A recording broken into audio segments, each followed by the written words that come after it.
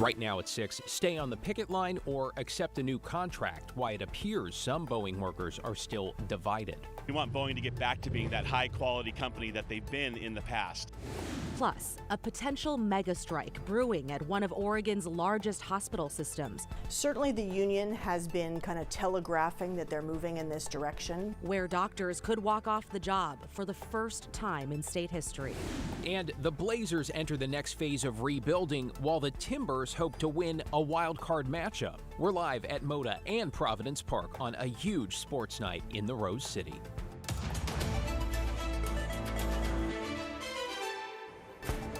First at 6, a potential end to the Boeing strike as aerospace machinists vote on a contract offer. Thanks for joining us. I'm David Molko. And I'm Christine Pitawanich. We're waiting for word on the results of the vote at Boeing facilities in Oregon, Washington, and California after the two sides reached a tentative agreement over the weekend, some 5 weeks after the strike began. Celine Stevens has been speaking with voting union members. She joins us live in Gresham. Celine.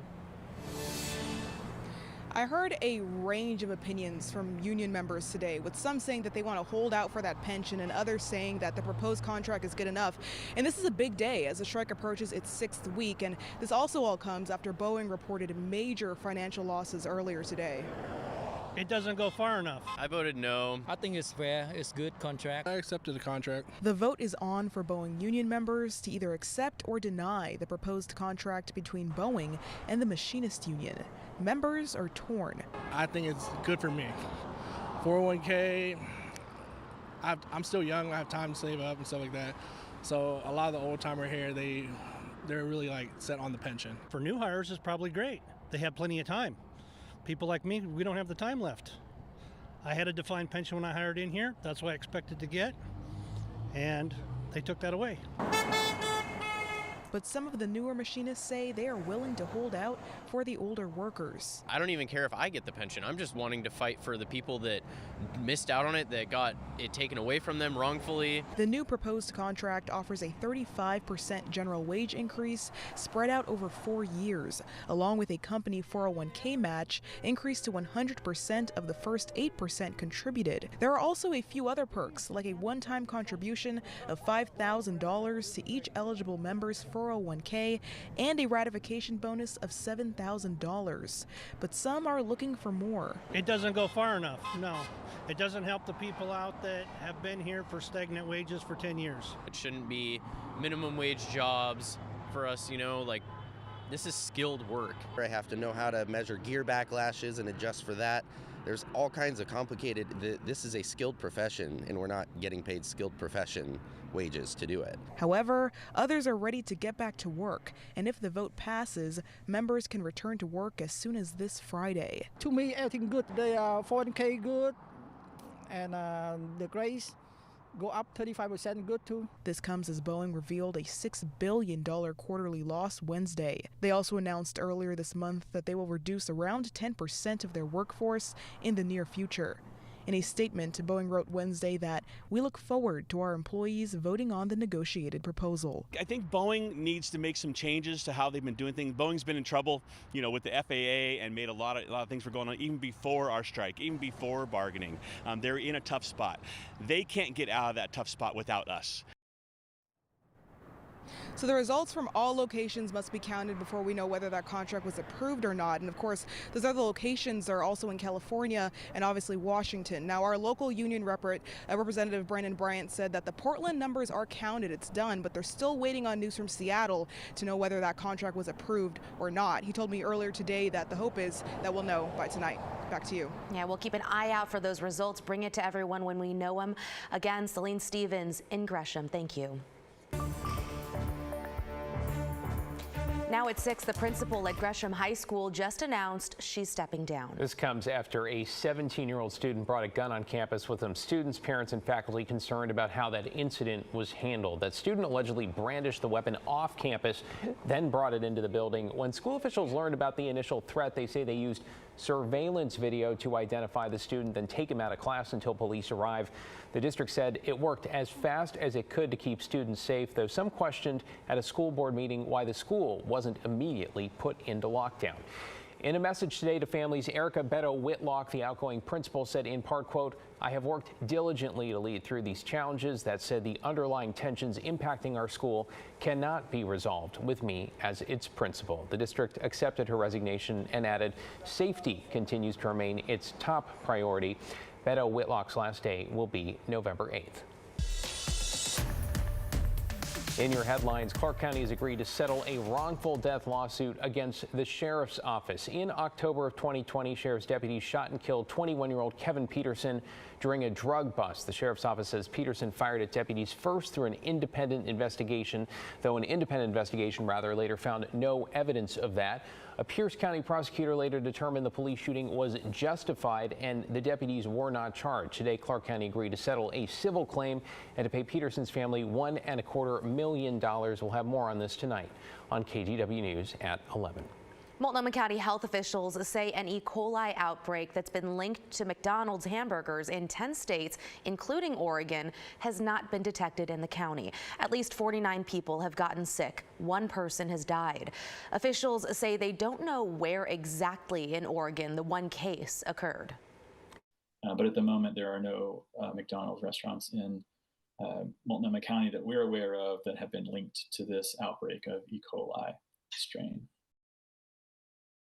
The outbreak has been linked to Quarter Pounder hamburgers at McDonald's. At this point, the exact ingredient responsible remains unclear, but the focus has been on slivered onions and beef. Some McDonald's restaurants have pulled the Quarter Pounder from their menus, but at this point, that does not include Oregon. In Clackamas County, a handful of voters are reporting that their ballots contain return envelopes that are sealed. Some reached out worried that could mean their ballots will not be counted or concerned about exactly how to send them back in. The county clerk telling us the envelopes likely self-sealed because of moisture, and she's heard from at least 4 voters. She says you can use a letter opener to reopen it and then tape it shut. If it is too damaged, you can request a new ballot from the elections office as soon as possible.